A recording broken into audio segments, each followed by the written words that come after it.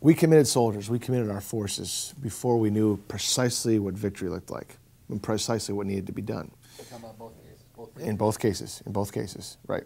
And, you know, from my military perspective and my experience, I never would lead my platoon into battle until I knew exactly what needed to happen and I knew exactly what the mission was from above. Well, what we did in both cases is we never had a clearly defined mission. So when you don't have a clearly defined success strategy or victory strategy, you can't possibly communicate a successful mission down to the lowest ranks. And if you don't have that communicated clearly, you're going to come into disasters where you're at a point where things stall, a mission stalls, and then America loses its will to fight pretty quickly at that point. When you start to see Americans being lost in battle and no substantive gains being made, Americans have the right to be upset and should be upset with what's going on in any theater at that point. To move forward in Afghanistan or Iraq, we either need to decide that we're going to win, and we can win if we decide we're going to win. That's what makes America great. One of the things that makes America great.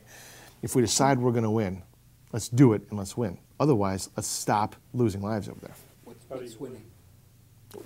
It's a good question, right? Is it creating a new democracy in either country? Well, maybe, maybe not.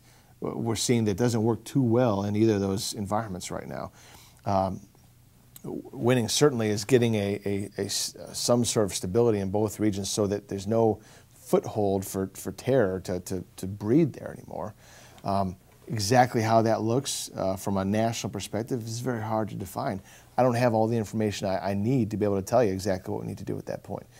Neither do you. None of us do in this room. But if we're sitting in on intelligence briefings coming straight from the theaters, we'd know. It's not a cop-out, that's reality. You know, I do have some access to some information that I think that probably other people wouldn't have just because of some of the resources I have or the contacts I have still within the military. And I get emails from people on the front lines fairly regularly. So you see some of the things that aren't reported back here, some of the good things that are happening that aren't shared with the American public. And all those things lead into what victory looks like.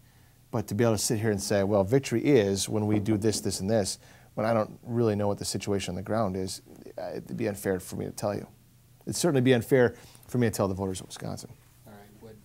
Would you advise proceeding on the withdrawal deadlines? No.